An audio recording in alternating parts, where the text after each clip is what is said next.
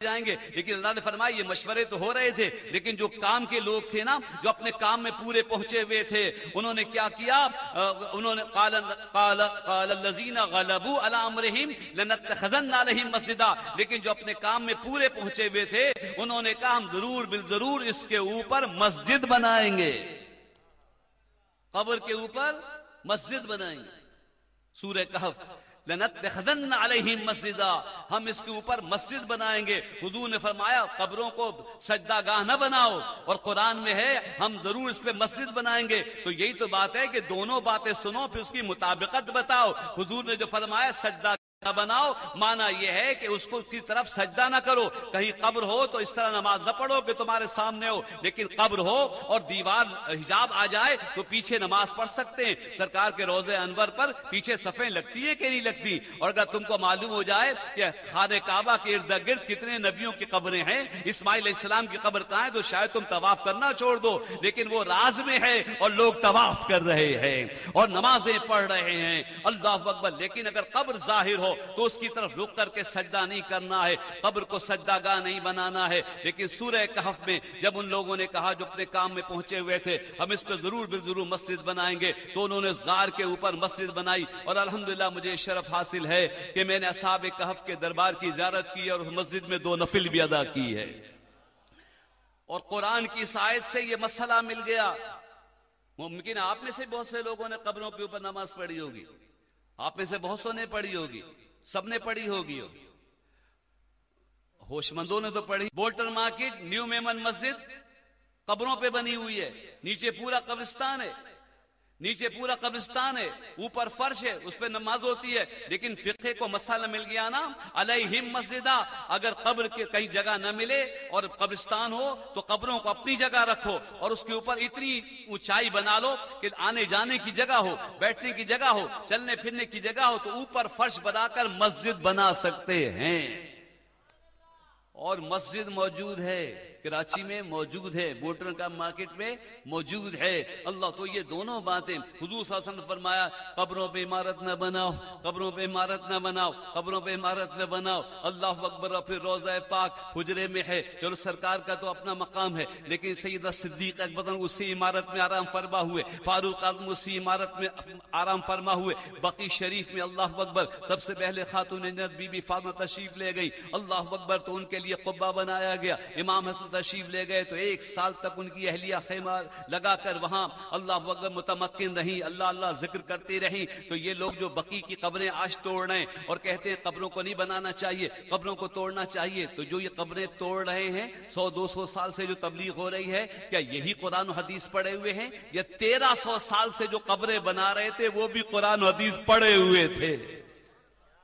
جو 1300 سال سے قبریں بنا رہے تھے، قبے بنا رہے تھے، 4 دیواری بنا رہے تھے، اللہ اکبر، ماں کے قدموں میں سونے کو فخر سمجھ رہے تھے. کون کون؟ امام جعفر صادق رضی اللہ تعالیٰ عنہ، امام باقر، امام زین العابدین. جا کے بقی میں دیکھو تو صحیح بی بی فاطمہ کے قدموں میں کون کون آرام فرما ہے.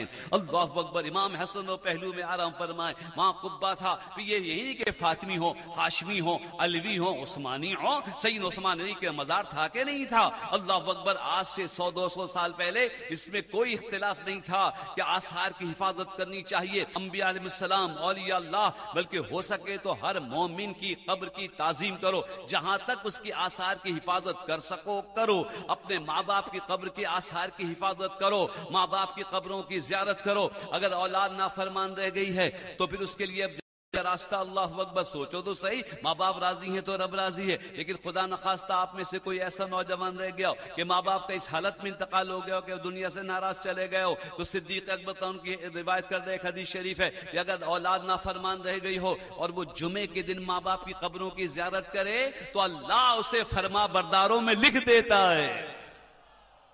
اگر نافرمان اولاد بھی جمعے کے دن اپنے ماں باپ کی قبروں کی زیارت کرے تو اللہ فرما برداروں میں لکھ دیتا ہے. ہوتا کیا ہے کہ ماں باپ تو اولاد کو دیکھنا چاہتے ہیں نا، اولاد سے ماں باپ پیسہ نہیں مانگتے، بس دیکھنا چاہتے ہیں. تو جمعرات کی شب، جب جمعے کی شب آتی ہے نا، تو خاص نعمتوں کا نزول ہوتا ہے، راحتوں کا سامان ہوتا ہے. مومن کی قبر کو اللہ اکبر اگر خدا نہ خواستہ کوئی سختی ہو رہی ہو، اول تو انشاءاللہ امید ہے ایمان والے حضور کی شفاعت قبر قبر قیامت تو قیامت، قبر میں سوالوں کے جواب، مرتے وقت اللہ اکبر، حضور کی شفاعت، جو حضور کی محفل میں یہ آئے ہیں، جو حضور پہ درود و سلام پڑھتے ہیں، ایک سلام کا جواب بھی حضور دے دیں تو ابھی سے بخشش سمجھو۔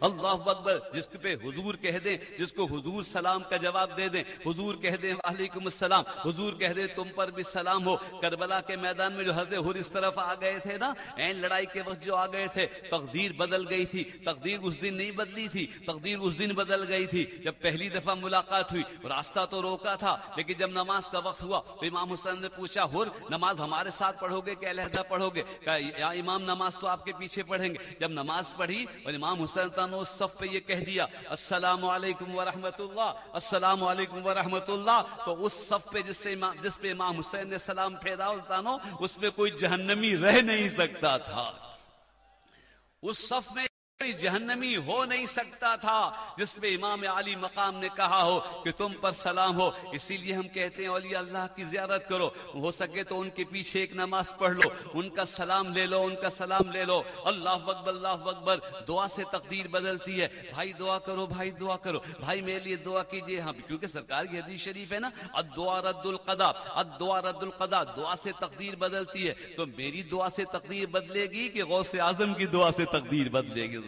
خواجہ صاحب کی دعا سے تقدیر بدلے گی، داتا صاحب کی دعا سے تقدیر بدلے گی۔ اور وہ دعا دیتے ہیں، حیات ظاہری میں بھی دیتے ہیں، وصال کے بعد بھی دیتے ہیں، وصال کے بعد بھی دعا دیتے ہیں۔ بھائی اگر وہ سلام دعا ہے کہ نہیں، السلام علیکم ورحمۃ اللہ یہ دعا ہے کہ نہیں، وعلیکم السلام ورحمۃ اللہ یہ دعا ہے کہ نہیں، تو ہم قبروں پہ جا کے جب سلام کرتے ہیں، وہ جب جواب دیتے ہیں، اور جواب دیتے ہیں اسی لیے سلام کرتے ہیں، جو جواب نہ دے سکے اس پر سلام کرنا نہیں ہوتا ہے، جو جواب دے سکے اسی پہ سلام کرنا ہے۔ محفل سے آپ جائیں اور گھر والے سو رہے ہیں تو سلام مت کیجیے گا، کیونکہ وہ جواب نہیں دے سکتے، لیکن قبرستان سے گزریے تو سلام کیجیے۔ پتہ چلا کہ قبر والے اتنا بھی غافل نہیں ہوتے جتنے سونے والے ہوتے ہیں، قبر والے اتنے بھی غافل نہیں ہوتے ہیں لیکن جتنے سونے والے ہوتے ہیں۔ لیکن یہ بتاتا جاؤں، غلط فہمیاں قریب و دور سب کی دور کرتا جاؤں۔ اب تو میرا اس وقت مشن یہی ہے کہ جو بھائی دین کی خاطر ادھر ادھر چلے گئے، گرمی بہت ہے نا، گرمی بہت ہے نا، یہ بچہ دوڑا ہوا محفل کی خاطر آ رہا ہے، لیکن دوپہر کو گرمی اتنی ہو گئی ہے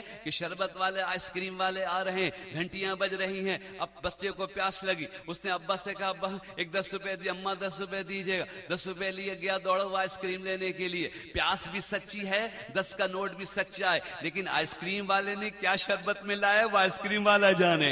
اسی لیے طرف دین کی سچی پیاس لگی، مسلمانوں نے وقت دیا۔ اللہ رسول کے نام پہ وقت نہیں دو گے، قرآن کے نام پہ وقت نہیں دو گے، مسلمانوں نکلو دین کی خاطر۔ مسلمان سچی پیاس لے کر دین کے نکل پڑا، لیکن جس نے بٹھایا درس میں، اس نے وہاں کیا پڑھایا اس کا وہ ذمہ دار ہے، وہ ذمہ دار ہے۔ یہی پڑھاتا رہا 50 سال کہ دیکھو یہ بڑا شرک ہو گیا ہے، ہمارے یہاں شرک بہت پھیل گیا ہے، یہ میلاد کی محفلیں جس چیز سے روکنا چاہا بس یہ کہہ دیا، سادہ مسلمان ہے نا، بہت گناہگار ہیں، لیکن اور شرک بہت بڑا ظلم ہے، تو جس کسی چیز کو بھی شرک کوئی کہہ دے گا، کوئی مولوی سمجھا دے گا دیکھو یہ شرک ہے، تو مسلمان اس کام سے رک دے گا، رک جائے گا۔ میں ایک قوم کا نام نہیں لینا چاہتا، ایک زبان بولنے والوں کا نام نہیں لینا چاہتا، خضر بھائی واقف ہیں، ان میں پہلے اولیاء اللہ بہت ہوتے تھے، میں بھی آج کل بہت آ رہا ہوں جا رہا ہوں، انشاءاللہ تعالی لوٹیں گے، وہ سب لوگ لوٹیں گے۔ اب ہم سے پوچھ رہے ہیں کہ ہم تو وہی تھے، انہوں نے اس طرف کر دیا، حمزہ بھائی اصل حقیقت کیا ہے؟ تو ہم یہ کہہ رہے ہیں اصل حقیقت وہی ہے جو آج سے 100 سال پہلے تھی، دین تو وہی ہے جو 1400 سال پہلے سے آیا ہے۔ اللہ اکبر، لیکن انہوں نے کیا کیا؟ جس کو جس چیز، اچھا سادہ لوگ ہیں نا، زبان کے پکے ہیں نا، دھن کے پکے ہیں، تو کئی مرید ہوئے، مرشد ثانی کے یہاں ہوئے، پیر بابا کے یہاں ہوئے، کگر شریف ہوئے، مرید ہو گئے، مرشد نے کہا جاؤ اللہ اللہ کرو، ذکر کرو، لا الہ الا اللہ ذکر کرو، 1.25 لاکھ پہاڑوں میں بیٹھ جاؤ۔ تو پھر وہ بیٹھ گئے، چلا پورا کر نکلے تو سراپا نور ہو کے نکلے۔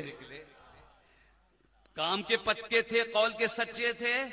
مرشد نے کہا جاؤ لا الہ الا اللہ، لا الہ الا اللہ۔ انہوں نے ہماری طرح نہیں پوچھا کیا یہی سب کچھ ہے؟ لا الہ الا اللہ، لا یہی ذکر سب کچھ ہے؟ وہ سمجھ گئے مرشد نے کہا ہے تو یہی سب کچھ ہے، یہی سب کچھ ہے، خدا کی قسم یہی سب کچھ ہے، لا الہ الا اللہ۔ حضور نے کیا نبوت فرمایا کہ قولوا لا الہ الا اللہ، حضور صلی اللہ علیہ وسلم کے زمانے